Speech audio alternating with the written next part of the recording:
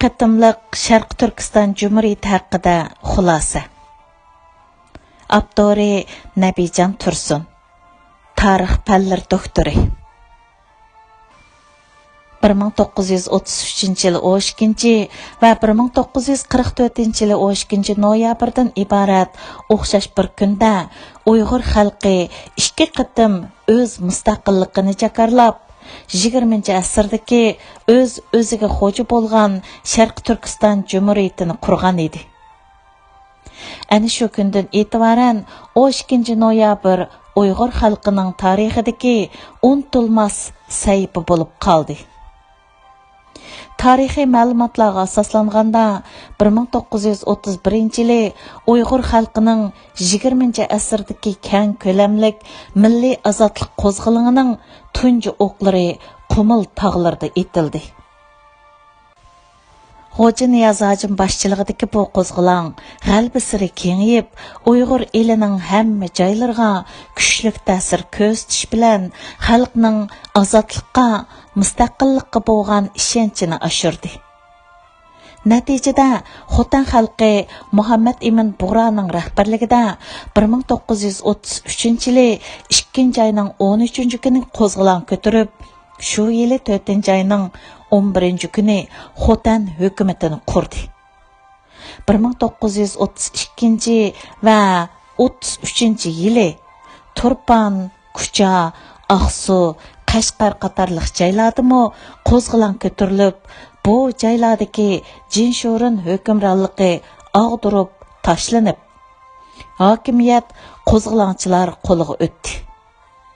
Xoca Niyaz Hacım va Mahmud Moyidilar boshchiligidagi Qumul Turpan qo'zg'olonchilarimi Tangri tog'larining janub taraflariga kengaydi.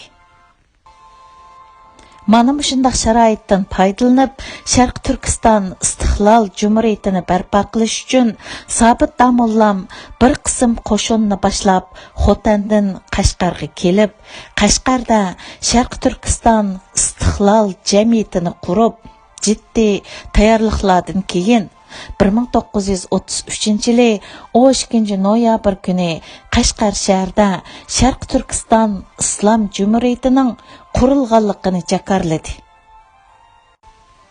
Sherqiy Turkiston Islom Jumhuriyiti Uyg'urlarning jumhuriyatchilik ideya tarixidagi tunji milliy jumhuriyati, shuningdek bu sohadagi tunji tajribasi. Mazkur mustaqil hokimiyat o'z asosiy qonuni, davlat programmasi, davlat bayrog'i, davlat gribi qatorliq davlatchilik simvollarga, shuningdek yana 16 ministrlikka ega bo'lib, Xoca Niyaz Hacım prezidentlik, Sobit Damollam bosh ministerlik vazifasiga tayinlandi. Mazkur jumhuriyat gerçi ilgari keyin aran 3 ay mavjud bo'lib turalgan bo'lsa-mu, lekin u o'zining qisqagina mavjudlik tarixida bir qator ishlarni qildi va texmi ko'p planlarni amalga oshirishga tirishdi. Ammo mazkur yosh hokimiyat tashqi siyosiy jihatdan Sovet ittifoqining aralashishi, İchki jihatda Majumyang tarafdorlari bo'lgan Tungan qurolli kuchlarning bevosita harbiy hujumi, shundaqla murakkab ichki nizolar sababidan og'dirib etildi. Birinchi Jumhuriyatning og'dirilishidagi ichki va tashqi ikki omil ichida hal qilg'uch omili yanala inqilob rahbarlarining savalliklari asosli rol o'ynadi. Bular birinchidan ichki jihatda birlik bo'lmasligi va o'zaro bir-biriga bo'ysunmaslik, ichki nizo terish. Ikkinchidan kuchni birlashtirib, yangi shaharni qisqa vaqtda ozod qila olmaslik. Uchinchidan birlikka kelgan harbiy qo'mondonlik va muntazamlashgan qo'shin va harbiy ta'lim tarbiya ko'rgan komandir va askarlar sistemasi bo'lmaslik. To'rtinchi, millat tarkibining murakkabligi va mahallavozlik, yurtvozlik xohishlarining kuchlik bo'lishi. 5. Umumyüzlük nadallık. Әң мұйымы бірлік, ittifoqliq, bir rəhbəri, bir yadroluq rəhbərlik astıda iş elib barmaslıqdır. Tashqi amilni ko'rsatganda shuni ta'kidlash zarurki, Sovet ittifoqi hukumati o'zining Osiyo va O'rta Osiyo rayonidagi manfaatlari va bexatarligidan chiqish qilib, bo'libmi Yaponiya, Angliya, Germaniya va Turkiya qatorliq davlatlar bilan o'zining Markaziy Osiyo va Yiroq Sharqdagi raqobatlarini nazarga ilib, Uyg'ur va boshqa xalqlarning Uyg'ur diyoridagi milliy ozodlik inqilobini qo'llamaslik, ya'ni mustaqillik harakatlarini qo'llamaslikni qaror qilib, 1933-yili 7-oyning 31-kuni maxfiy qaror qabul qildi. Ana shu qaror bo'yicha 1934-yili 1-oyda zo'r qo'shin kirgizib, Majongning tungan kuchlarini tarmar qilib, uni janubga qo'g'lab, uning Sharq Turkiston Jumhuriyitiga hujum qilib, yo'qitishiga asos yaratib berdi. Sovet ittifoqi mustaqillik harakatini qo'llamay, uning aksicha o'lkaga Xitoy millataristi Shinsayni tiklab turg'izib, Xo'janiyaz Hoji boshchiligidagi Uyg'ur rahbarlarini uning bilan hamkorlashtirish planini ishga oshirdi.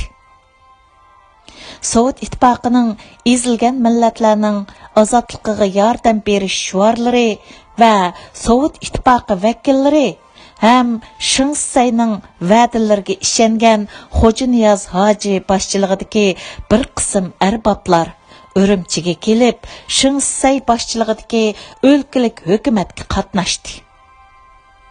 Bu amaliyotda Uyg'ur siyosiy tarixidagi tunji birlashma hukumat bo'lib, Xo'janiyaz Hoji o'lkaga muavin rais bo'lib, boshqa bir qism qo'zg'alon rahbarlari bir qancha nazorat, idora, viloyat va noilaning rahbarlik vazifalariga erishdi va yoki boshqarish sistemasiga qatnashdi. Hech qachon Uyg'urlarni hokimiyatni idora qilishga qatnashtirish va yoki muhim rahbariy huquqlarni taqsim qilib berishni o'ylab boqmagan huquqparast, shovinist xan hukmronlari o'z tarixida tunji qatim Xo'janiyaz hojimga o'lkaning muavin raislik yuqori huquqini berishi edi. Biroq bu uzunga bormadi. 1937-yildan keyin Uyg'ur xalqi Sovet ittifoqining yo'lishidagi Shinsay mustabid hokimiyatining qaytadan qonliq bostirishiga uchirdi. Xo'janiyaz hojim qatorliq Shinsay bilan hamkorlashgan Uyg'ur va boshqa qarindosh millatlarning vakillari Shinsay vakilligidagi millatarislarining va'dasiga vafo qilmay qaytadan bostirishiga uchrab, natijada Uyg'ur va boshqa qarindosh xalqlar ikkinchi qatim keng ko'lamlik milliy ozodlik kurash maydoniga o'zini otdi.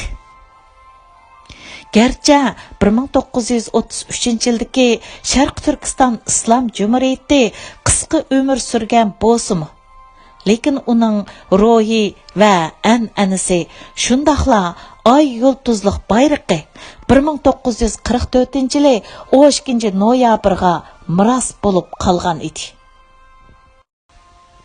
Tarixiy ma'lumotlarga asoslanganda 1944-yili 8-oyda Nilq atrofidagi Ulasday tog'larida Fatih, G'ani, Akbar, Rafiq, Seyit, Nurum, Osman va Hamid qatorliq botirlarning boshchiligida qo'zg'alon portlab, milliy ozodlik inqilobi Eli tog'larida kengayishga qarab yuzlandi.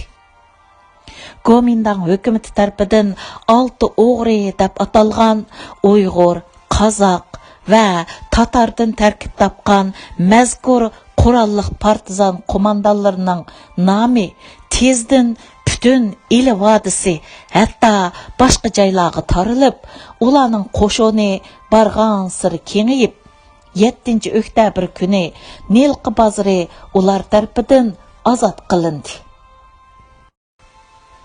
Sherqiy Türkistan Jumhuriyiti hukumatining bosh kotibi bo'lgan hamda ozodlik tashkilotining a'zolaridan biri marhum Aptori Mahsum İbrahim'i 2001-yili 17 aprelda ziyoratimizni qabul qilganda ozodlik tashkiloti va Jumhuriyitining qurilish masalalari haqida so'zlab bergan edi. Uning bayonlariga tayanganda Nilqi partizanlari jiddiy harakat qilayotganda 1944-yili 4-oyda G'ulji shahrida qurilgan ozodlik tashkiloti maxfiy turda G'ulji qo'zg'oloniga tayyorlik qilyotdi. Nilqi ozod qilingandan keyin G'ami Batur, Fatih Batur qatorliqlar boshchiligidagi Nilqi qo'zg'olonchilarini asos qilgan holda ozodlik tashkiloti va G'ulji xalqi 7 noyabr kuni qo'zg'olonni boshlagandan tortib 12 noyabr kunigacha G'ulji shahridagi Harambog', Langshan qatorliq joylardan boshqa butun shaharni ozod qildi. 1944-yili 12 noyabr kuni Alixon To'ri boshchiligidagi ozodlik tashkiloti Uyg'ur, Qozoq, Qirg'iz klubida yig'in echib, Sherqiy Türkistan Jumhuriyiti vaqtlik hukumatining qurilganligini e'lon qildi hamda Sherqiy Türkistan Jumhuriyitining oy yulduzliq yeshil bayrog'ini osdi. Birinchi kunidagi qurilish yig'inida Sherqiy Türkistan Jumhuriyiti hukumat a'zolari bekitib chiqildi. Sherqiy Türkistan Jumhuriyiti hukumatiga Alixon To'ri rais, Hokimbek Xo'ja muavin rais, Aptori Mahsum bosh kotib bo'lgandan sirt yana 16 kishi hukumat a'zoligiga saylanib, jiddiy holda har qaysi ministrliklarni ta'sis qilish xizmatini boshladi. Arqadilla sayya, ma'rif, dehqonchilik, o'rmonchilik, diniy ishlar, ichki ishlar, boj, savdo va chorvachilik ministrliklari qurilib, uning mas'ullari vazifaga tayinlandi. Shuningdan tartib, Sherqiy Türkistan Jumhuriyiti hukumatining rahbarligida el xalqi umumyuzlik qo'zg'alib, tezdan elini to'liq azod qilib, 1945-yil 8 aprelda Sherqiy Türkistan milliy armiyasini qurdi. Uyg'urlarni asos yadro qilib, har millat o'g'lonlardan tuzilgan zamonaviy, muntizim va jangovar milliy armiya 6-oydan boshlab 3 yo'nalish bo'yicha hujumga o'tib, Tarbag'atoy va Oltoy viloyatlarini hamda Oqsu, Yarkand, Qashqar viloyatlarining bir qismini azod qildi. Qisqasi, ilgari keyin milliy armiya va shimol va janubdagi joylarda urush qilib, odam soni 40 mingdan eshib ketdi. Inqilob butun Uyg'urlar diyorining 9 viloyati doirasiga har xil darajada yeyildi. 30dan ortiq noya, minglagan yezlar ozod bo'ldi. Milliy armiya Xitoy Gomindang armiyasining 80 ming kishilik qo'shinini iskanjaga oldi va 40 mingdan ortiq qo'shinini tarmar qilib, 26 mingchi bo'lgan har xil qurol yaroq, zo'r sondagi o'q, dora g'animat oldi. Xitoy qo'shinlari faqat Urumchi, Qashqar, Yakan, Xotan, Oqsu qatorliq shaharlarga markazlashib qoladigan vaziyat shakllanib, 1945-yilning 10-iyiga kelganda butun Uyg'ur diyori to'liq ozod bo'lish vaziyati shakllandi. Ammo bu vaqtda dunyo vaziyati, xalqaro munosabatlarda zo'r o'zgarish yuz berib, bu inqilob mana shu dunyoviy vaziyat o'zgarishi va yangi xalqaro munosabatlar tarkibiga kirib ketdi va yo'nalishida jiddiy o'zgarish yuz berdi. 1945 yil 10 ayda başdan axir Sherqiy Türkistan Jumhuriyitini harbiy va siyosiy jihatdan qo'llab ham yordam berib kelgan Sovet ittifoqining besim ostida milliy armiya hujumni to'xtatishga majbur bo'ldi. Moskvaning ko'rsatmasi va besim ostida Sherqiy Türkistan Jumhuriyeti hukumati bilan Xitoy Kuomintang markaziy hukumati o'rtasida tinchlik suhbati boshlanib, 8 oyga so'zilgan suhbat natijasida birlashma hukumat qurilib, Sherqiy Turkiston tarafdan Ahmadjon Qosimi birlashma hukumatga muavin rais bo'ldi. Araliqda 1 yilga yaqin vaqt Xitoy markaziy hukumati bilan qo'zg'olonchilarning tuzgan tinchlik kelishimining ro'yi bo'yicha qurilgan birlashma hukumat mavjud bo'lib, siyosiy kurash avj olgan bo'lsa-mu, lekin oxirida mazkur hukumat buzilib, Ahmadjon Qosim boshchiligidagi Jumhuriyatning birlashma hukumatga qatnashgan vakillari G'uljiga qaytib ketdi. Shuningdek yana Manas daryosi Urumchi hukumati bilan Ili hukumatining chegarasi sifatida qaytadan oldingi safga aylanib, ikki taraf qo'shinlari jiddiy urush holatiga kirib, biri bilan tirkashdi. 1946 yili Ahmadjon Qosimi inqilob rahbarlik o'rniga chiqqandan tortib, toki 1949 yilning oxirigacha bo'lgan oraliqda sobiq Sherqiy Turkiston hukumati yanala mustaqil hokimiyat sifatida o'zining burunqi mavjudligini saqlab, Urumchidagi Xitoy hukumati bilan harbiy, siyosiy, iqtisodiy va boshqa jihatlardan tirkishib turish vaziyatini davomlashtirdi. Xitoy Kuomintang hukumatining bitimdan foydalanib, Ili, Tarbag'itoy va Altaydan iborat 3 viloyatni besib olish, iqtisodiy jihatdan nobud qilish planlarini vayron qildi. Ahmadjon Qosim rahbarligidagi Milliy ozodlik inqilob rahbarligi bu jarayonda ijtimoiy, iqtisodiy, madaniy ma'rif va boshqa jihatlardan o'zini taraqqiy qildirish, kuchaytirish bosqichlarini boshdan kechirib, Xitoy Kuomintang hukmronligidagi 7 viloyatdagidan ustun turmush saviyasi va iqtisodiy ma'rif afzalligi yaratib, Uyg'urlarning zamonaviy davlatchilik ideyasi va asosini turg'izdi. Shuningdek, Uyg'urlarning o'zini o'zi idora qilgandimi, yuqori saviyada idora qilish ham o'z oldiga o'z hokimiyatini har jihatdan gullantirish iqtidoriga ega ekanligini namoyon qilib, Uyg'urlarning davlatchilik roli va iqtidorini kamsituvchilarga unumlik javob berdi.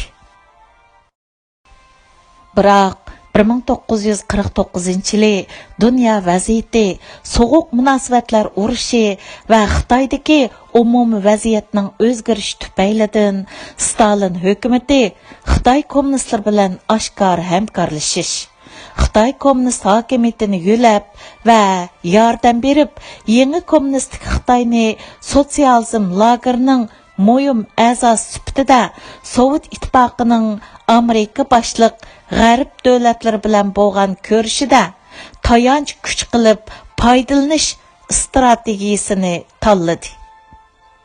Natijada Stalin hukumati Sherqiy Turkiston masalasini Xitoyning ichki ishi taraqqisida bir taraf qilishga rozi bo'ldi.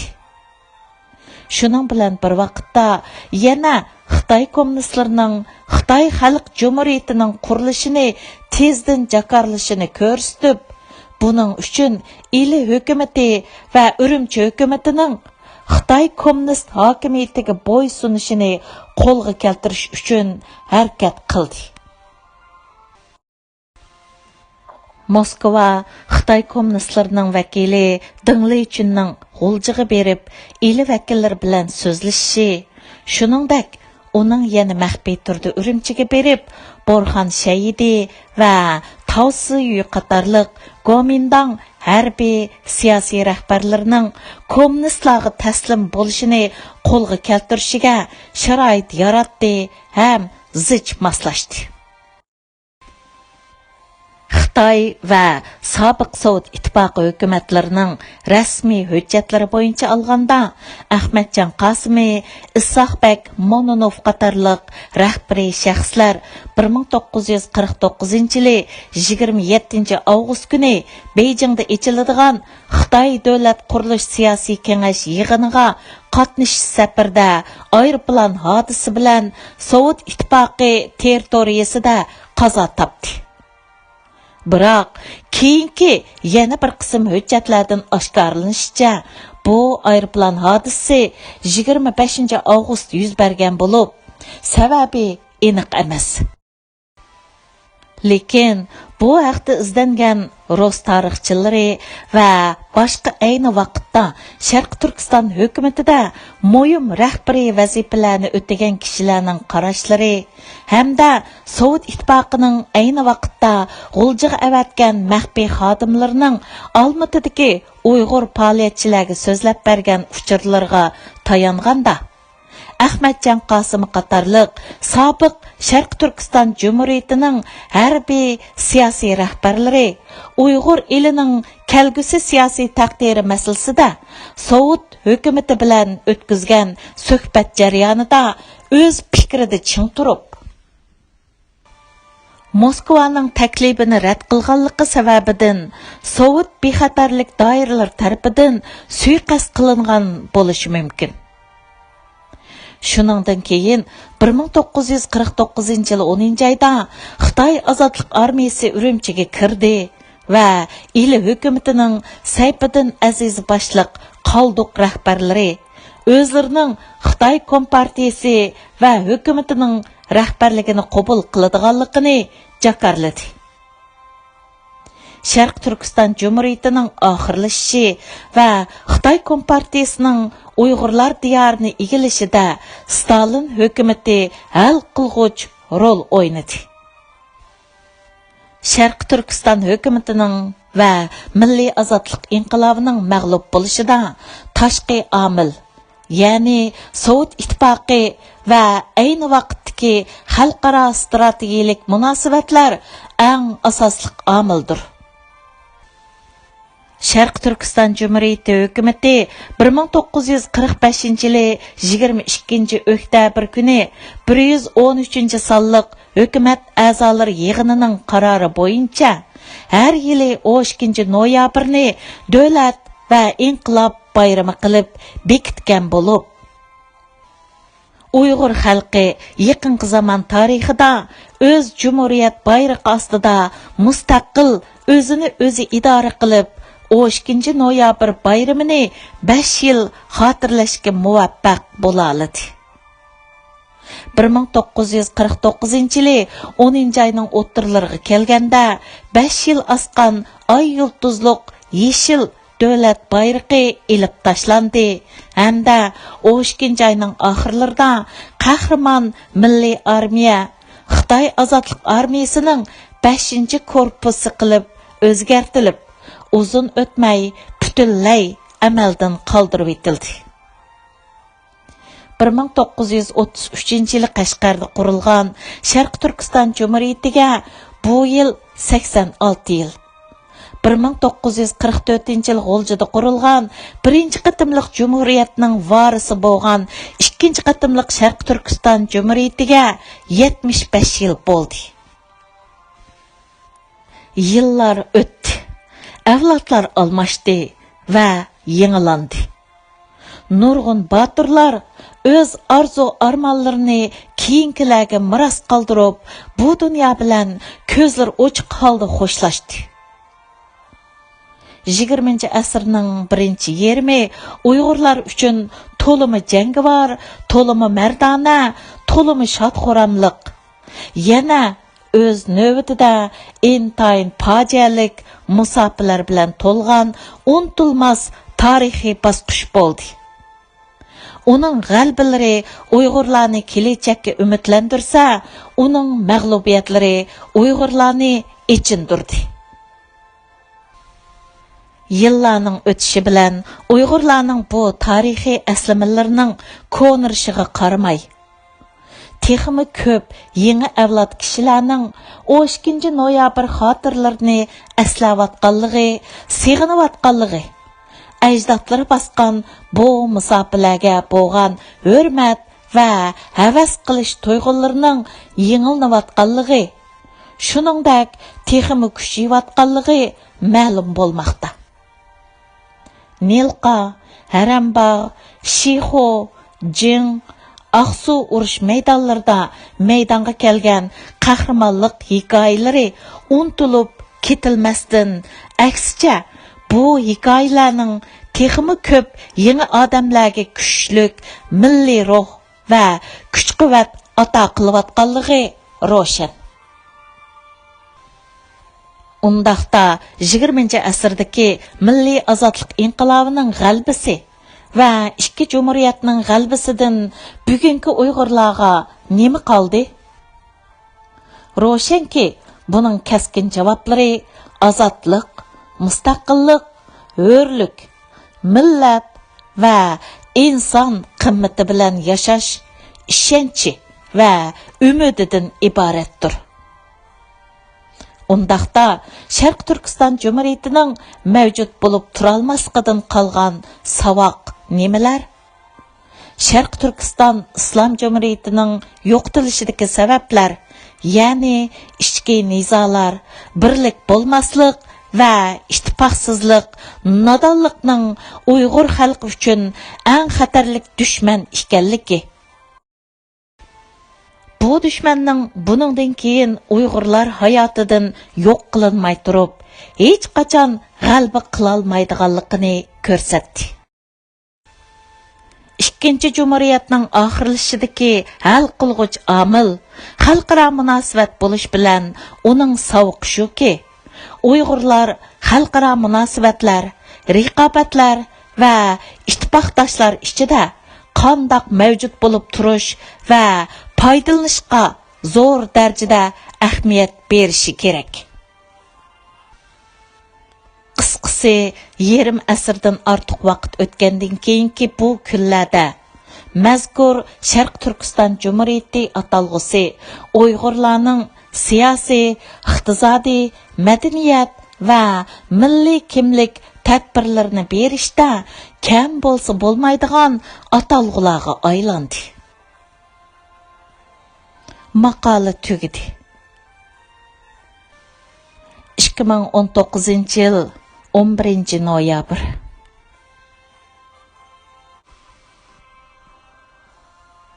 Ikki qëtimliq Sherqiy Turkistan Jumhuriyiti haqida xulasa. Aptori Nabijan Tursun. Tarix fanlari doktori. 1933-yil 12 va 1944-yil 12 noyabrdan iborat o'xshash bir kunda Uyg'ur xalqi ikki qatim o'z mustaqilligini jakarlab, 20-asrdagi o'ziga xo'ja bo'lgan Sherqiy Turkiston Jumhuriyitini qurgan edi. Ana shu kundan e'tiboran 12 noyabr Uyg'ur xalqining tarixidagi unutilmas sahifa bo'lib qoldi. Tarixiy ma'lumotlarga asoslanganda 1931-yili Uyg'ur